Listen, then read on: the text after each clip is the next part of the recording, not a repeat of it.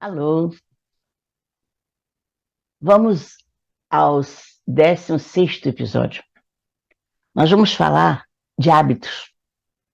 Como nós encaramos os nossos hábitos. Vamos ver, roda a vinheta.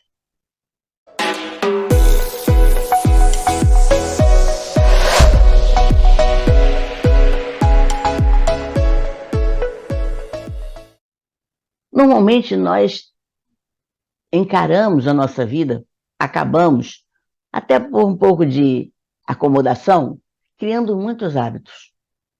Esses hábitos, muitas vezes, acabam virando automatismos. E em alguns momentos a gente nem sabe mais o que fez. Foi tão automático, a gente age muito pelo instinto, a gente age muito pela emoção e cria esses hábitos de só fazer daquela maneira. Estou acostumada, a gente usa esse termo, né? Estou acostumada. Vamos ver o que a gente está acostumado e muitas vezes os nossos costumes acabam trazendo um engessamento no nosso espírito. Vamos conversar sobre isso agora. Nós estamos aqui falando de hábitos e os nossos hábitos estão aí enraizados muitas vezes nas nossas vidas anteriores, já vem de muitos hábitos, de muitas histórias. Começando o seguinte, se a gente analisa segundo Kardec, nós vamos ver como está a sociedade. A sociedade oferece ao homem uma série de possibilidades de trabalho. Porém, há um elemento que nunca foi ponderado. Não passa de teoria a educação. A educação tem que sair da teoria para ir para o nosso caminho. A educação intelectual, ela está lá nos livros, mas a educação moral, ela tem que estar na consciência. Uma coisa é a educação intelectual, formal, das escolas, mas será que naquela educação também não precisamos perceber como nós vamos aplicar aquele conhecimento? A arte de formar caracteres cria hábito. Então, a educação é esse conjunto de hábitos adquiridos que toda hora eu preciso pensar um pouco, recuar e olhar como eu estou realizando aquele processo, aquela ação, está muito formalizada. A educação é transmitida pelos pais, pelos educadores, essa educação inicial, moral, que vai dizer, meu filho, é assim, você respondeu mal, olha só a forma de você falar. Os pais, eles fazem essa educação. Essa comunicação cultural daquilo que o adulto recebeu e criou também junto com a vida dele, e ele quer passar adiante. Então, isso ele acaba passando, em primeiro lugar, para os filhos. Se for um professor, vai passar pelos educandos. É muito difícil, na hora da sociedade, a gente está copiando muitos hábitos dos outros. Mas a parte inicial, o alicerce, foi dado pela família, pela escola. E aí esse educando vai assimilando aquilo que é transmitido nos ambientes familiar, escolar e social.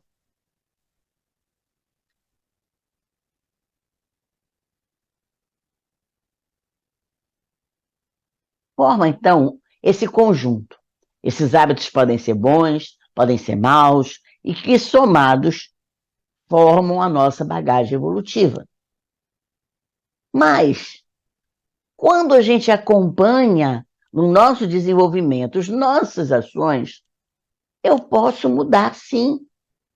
É necessário que haja modificação em alguns conjuntos de hábito, para que a gente possa criar caminhos novos. Aquela pessoa que é engessada, que é muito conservadora. Eu já estou acostumado com isso. Ela não quer pensar, porque cria rotina. Nos nossos hábitos, ele tem algumas rotinas que a gente tem no dia a dia, mas não é para criar rotina, para engessar a criatura. Então, o que é o hábito? Costumes. que a gente vai aprendendo por assimilação ou pelo desenvolvimento, porque eu vou criando formas mais tranquilas para chegar a um determinado ponto.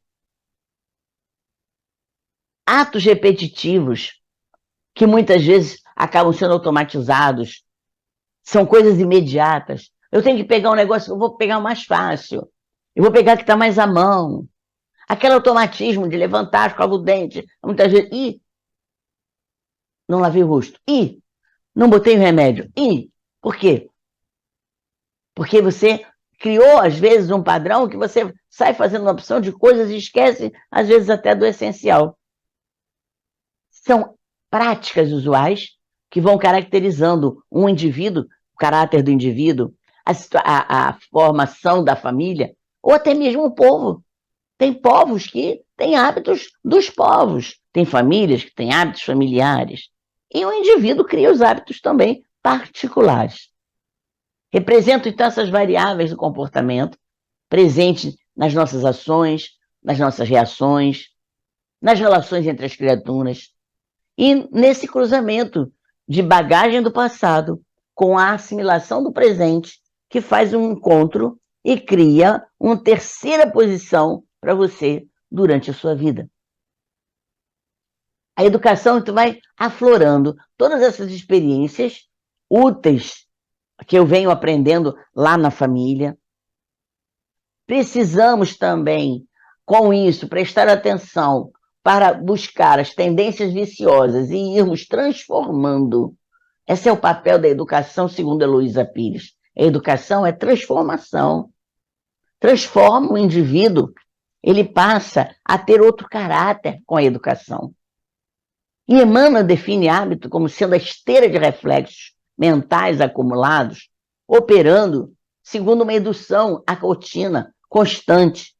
Vai sempre levando à rotina. Aqueles reflexos mentais que vieram do passado, eles vão levando a que eu fique assim, assim já tá bom. É dessa maneira. Ficou mais fácil. Você vai fazer uma comida, pessoas que fazem, tem uma rotina para fazer comida. Separa os ingredientes para ver se já tem tudo ali, já deixa tudo ali. Outros vão pegando na hora. E agora não comprei o leite. Eu não comprei o leite condensado Vai fazer um pudim de leite condensado e não comprou o leite condensado. Por quê? Porque deixou tudo para a última hora. Deixou tudo para o impulso do momento. Esses reflexos mentais são adquiridos pelo espírito nessas vivências, envolvendo então o passado e o presente. E de acordo com as repetições que experimenta, vão acumulando os reflexos adquiridos. E vamos construindo uma rotina que determina o caráter. A estabilidade do indivíduo, a constância que ele realiza, vai formando então o caráter, a maneira de agir e de reagir diante da vida. Agora, queremos introduzir alguma coisa nova? Pois é, isso é problemático. O homem se sente seguro com aqueles hábitos e faz aqueles hábitos uma tábua de salvação. Aí, quando ele vislumbra que tem alguma coisa que ele não conhece lá no final da estrada, ele estaca. Ele vai estancando o movimento dele, assustado com aquilo novo que vai aparecer no caminho dele. Porque uma mudança, ela requer tempo para ir se consolidando. Principalmente as pessoas que têm muita dificuldade. São realmente engessadas, são conservadoras demais. E aí, de repente, tudo muda. Senhoras idosas que, de repente, precisam mudar de casa, mudar de quarto. Você tem que tomar cuidado para ir levando as coisinhas dela junto com ela, para que ela não sinta falta daquele retratinho que tinha lá, da netinha pequenininha, daquela florzinha que estava lá, daquele jainho, daquele santinho. É importante isso, para que ela não se sinta perdida no tempo e no espaço. E a gente cai em círculos viciosos também, de orgulho, de egoísmo, e a gente fica dando desculpas que não tem lógica nenhuma para não se mudar, para não mudar, para não buscar coisas novas. E aí fica fixado naquilo tudo do passado. Reincidente, reincidente, reincidente de comportamento. Nesse passo lento, nós vamos nadando contra a corrente. A corrente está vindo, o universo está em movimento. Se olhar para cima, as árvores estão mexendo, o ar tá passando, e a gente está respirando. E internamente o homem está parado. Estanque. Olha lá, o movimento é universal, é dinâmico. Olha o universo como tem movimento ali. Se fosse aquilo ali pulsando, vocês iam ver o movimento todo das luzes de todos esses planetas. Mas isso impõe que a gente também tenha movimento. Porque se não tiver movimento, como é que vai haver esse movimento todo do universo? Vai começar a balançar o ritmo da nossa vida. Então a evolução é um princípio que não exclui ninguém. Né? A evolução não exclui ninguém. Todos vamos ser afetados por esse ritmo e esse movimento da vida universal. Tudo marcha, progride. Então, nesse cenário, o ser inteligente, ele tem que começar a buscar dentro dele as potencialidades para ir fazendo as transformações no dia a dia. Precisa de implementos básicos para o desenvolvimento, e entre eles os hábitos são implementos. Bom, eu costumava fazer assim, mas agora não pode encaixar aqui. Eu preciso de outra forma. E aí ele vai buscar dentro dele, ou vai fazer cursos, ou vai implementar com livros, ou perguntar a alguma pessoa. Mas, em determinados momentos, há pessoas que estacionam. Até mesmo parece que estão regredindo. E se a gente analisar a história humana, a gente vai ver a vagarosidade da marcha humana. Já podia ter progresso muitas vezes, aquele progresso pequenininho, sutil, imperceptível, que parece que realmente não está crescendo, não está dando um passo adiante. Tudo dá passos, tudo. Mas às vezes a gente olha e diz assim, meu Deus, o tempo parou. As imperfeições estão cobrindo tanto o movimento do homem que também cobrem as conquistas. Séculos se passaram e o homem continua muitas vezes atrelado às ilusões do mundo. Roupagem nova, repetindo erros velhos. Está na nova casa, está no novo mundo, está no novo universo, a comida é diferente, mas aqueles erros continuam sendo os erros do passado. Os velhos erros. Então, diante dessa lentidão humana chegou Jesus.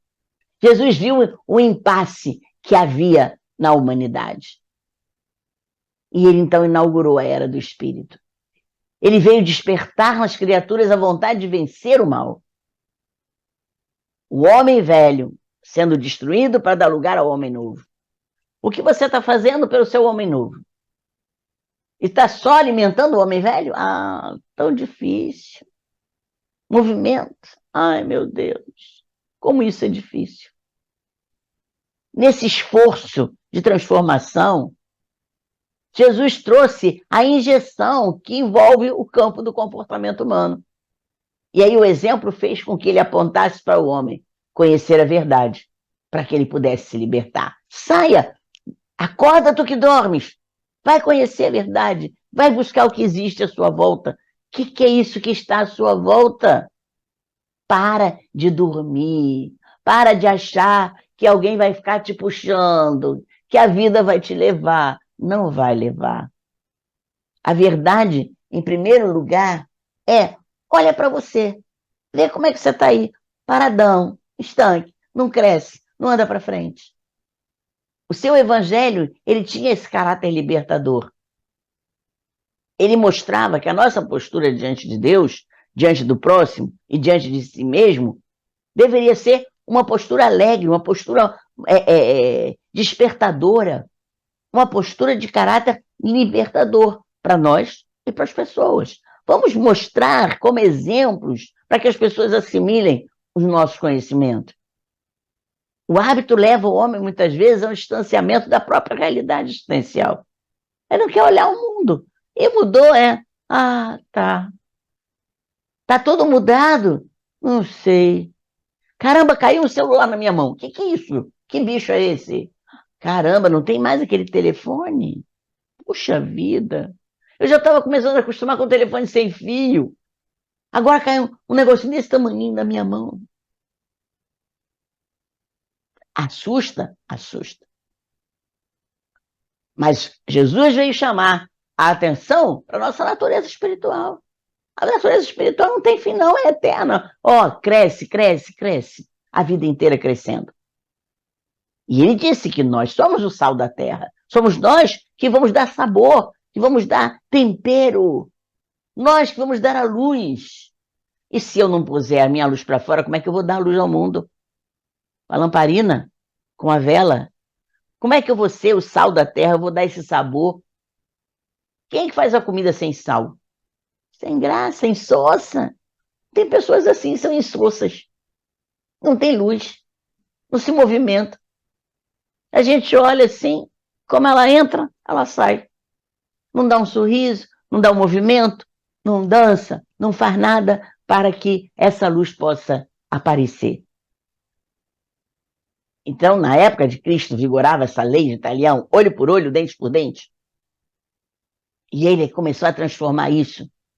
E ele começou, então, a buscar não a justiça com as próprias mãos, não a busca de matar o ofensor, mas do perdão. Esse hábito ainda é difícil de se desfazer, porque a gente quer muita vingança. O ódio gera vingança.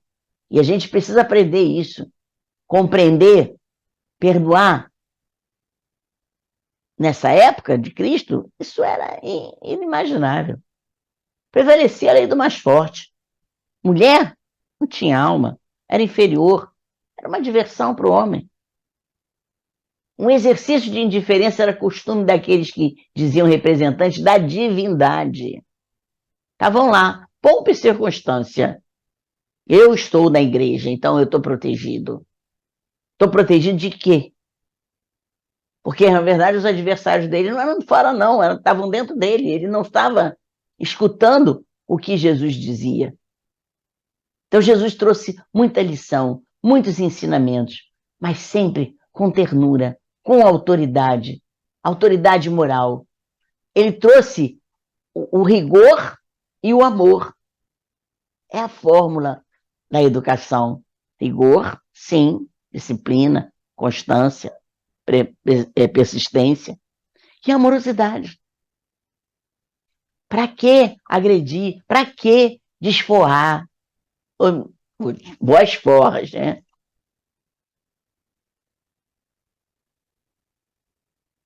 Nesse contexto, ele sepultou a figura do Deus mosaico. Aquele Deus que tem soberanamente punitivo. Mas ele trouxe o soberanamente bom, perfeito. Despido daquele traço da humanidade da época, que era aquele homem da lei de Italião.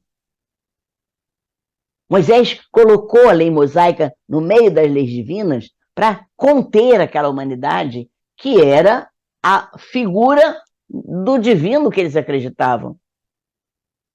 Eram prepotentes, eram vingativos. Ele tirou essa imagem, despiu essa figura do pai, desse estoicismo, e trouxe aquele pai amoroso, ensinando a nos amarmos uns aos outros, como ele mesmo nos amou. Mostrando que deveríamos amar o nosso próximo como a nós mesmos. E definiu uma regra áurica. Fazer aos outros o que gostarias que os outros vos fizessem. E nos advertiu. Não resistirmos ao mal. Também precisamos amar nossos inimigos. Fazermos o bem sem olhar a quem. Aqueles que nos odeiam, problema deles. Mas nós vamos orar por eles. Vamos orar por aqueles que nos perseguem. Porque assim nós vamos ter realmente a essência do reino de Deus dentro de nós. A transformação não estava ainda, naquele momento, ao alcance daquelas criaturas. Mas ele abriu uma porta. E os espíritos mais amadurecidos conseguiram entender até onde ele queria que nós chegássemos. E um dos apóstolos consultou Jesus perguntando: até quantas vezes poderá pecar meu irmão contra mim que eu lhe perdoe? Até 7 vezes? Com sabedoria, o mestre, paciência que ele tinha, ele diz: não, até 7 vezes, mas até 70 vezes 7. O perdão, então, tem que ser incondicional. Vale para cada ofensa. Despertar a consciência era justamente o que Jesus queria. Despertar a consciência do ofensor. Trazer serenidade para o ofendido, que mostraria a outra face, reavaliando o comportamento e buscando a mudança do entendimento das coisas. Outra face. Eu estou te ensinando paciência, sabedoria, resignação, não orgulho, não vingança. Estamos ainda na imperfeição, sim, mas ainda conseguimos ouvir o mestre hoje. Mas ainda temos aquela coisinha de ver primeiro o argueiro no olho do outro do que a trave no nosso olho. Mas agora já estamos abrindo o olho. Agora já estamos ouvindo o que Jesus dizia: não peques mais para não ter que suceder alguma coisa pior. Então, na primeira vez eu vi a trave no olho do outro. Não vi a minha. Mas eu fui e parei. Por quê? Porque o caminho estava árduo. E eu comecei a questionar: será que não é porque eu estou acusando o tempo todo o outro? A mulher adúltera convidou, no caso da mulher adúltera, ele convidou as pessoas que estavam ali querendo jogar pedra nela. E vós, está aí sem pecado? Então, se está sem pecado, joga a primeira pedra. Ninguém jogou. Então, acima de tudo, Jesus nos ensinou a vermos o semelhante como um irmão, merecedor da nossa atenção, do nosso auxílio, da nossa solidariedade. Vamos trabalhar essa questão da nossa rotina, para ela não virar automatismo, não engessar a gente, e a gente continuar caminhando na nossa evolução. Esse momento evolutivo é exatamente a mudança de hábitos. Sempre que tiver difícil, vamos procurar um outro caminho. Ou procurar uma mão que nos ajude. A reflexão acerca do próprio comportamento. Jamais a conduta irresponsável, egoística, prepotente. Diante da dureza do coração, o convite efetivo para a conquista da mansidão, humildade, misericórdia, passividade. O objetivo é atingirmos o consolo à saciedade, conquistando o reino dos céus. Schopenhauer diz então: ultrapassar obstáculos é o prazer pleno da existência. Sejam eles do tipo material, ações, exercícios, sejam do tipo espiritual, estudos, investigações, elaborações mentais. A luta contra as adversidades é vitória. Torna o homem feliz. Se lhe faltar oportunidade, precisa criar. Aí que cria o problema do homem. Eu criar oportunidade? Não é a vida que tem que me dar oportunidade? Não. A quantidade de coisas que eu trago do passado, é impossível que eu não tenha potencial para ir criando oportunidades para buscar novos caminhos e sair daquela mesmice, daquela repetição, que não vai levar você só aquilo que você já conhece. Você não vai ter nada de novo. Pois se eu faço sempre aquilo para chegar na mesa, sempre aquele caminho para chegar na mesa, e eu estou achando que aquilo é chato, então eu vou criar. Será que não há outro caminho para chegar lá na própria mesa? Isso, no dia inteiro, a gente está sendo chacoalhado por situações adversas, inclusive, e eu não sei sair delas. Eu fico engasgado, porque eu só sei olhar para aquela direção. Então, a onda está vindo aqui, eu saio daqui para não pegar a onda de frente. Eu mergulho na onda para ela não me levar. Então, eu tenho ações criativas para enfrentar os obstáculos da Terra, enfrentar os obstáculos do meu caminho. Por isso, o homem já tem uma bagagem imensa de vivência. E essas vivências, elas precisam ser aproveitadas, elas precisam ser revistas. Como que eu vou fazer isso? Sacudindo, sem querer ficar vivendo apenas em reincidências de comportamento. As respostas são sempre a mesma. Ah, A é igual a B. A é igual a B. A é igual a B. Mas a questão é que eu estou cansado de olhar o A sempre como B. Será que o A não pode ser igual a D de vez em quando? E B, já estou cansado. Mas como é que eu posso fazer com que A seja D também? Ele pode criar uma nova estrutura e passar a ser um D. Vamos pensar nisso mesmo. Vamos fazer com que realmente nós possamos trazer para a nossa vida movimento inovador, para que eu possa realmente trabalhar isso, trabalhar com essas qualidades que são minhas, que são suas. Todos nós temos qualidades.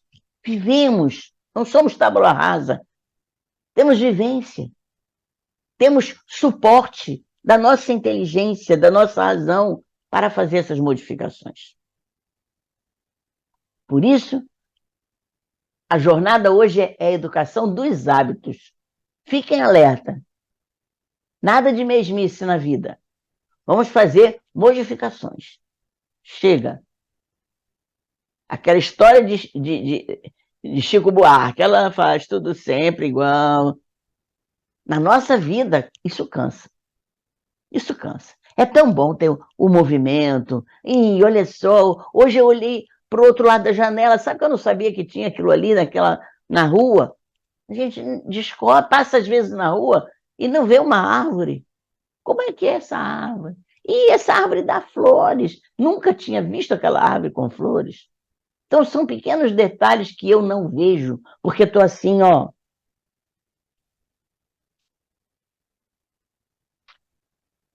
Vamos pensar nisso? E deixem seus suportes aqui para nós lermos. Vamos ver como é que vocês estão se analisando, como vocês absorveram essa história de mudanças de hábito. Lembra do filme Mudança de Hábito? Foi bem engraçado. Mas olha o que ela levou para o convento lá. Movimento, alegria. Nada de despudoração, não. Levou movimento. Bote movimento na sua vida. Vai lá, pensa nisso. Acorda do que dormes.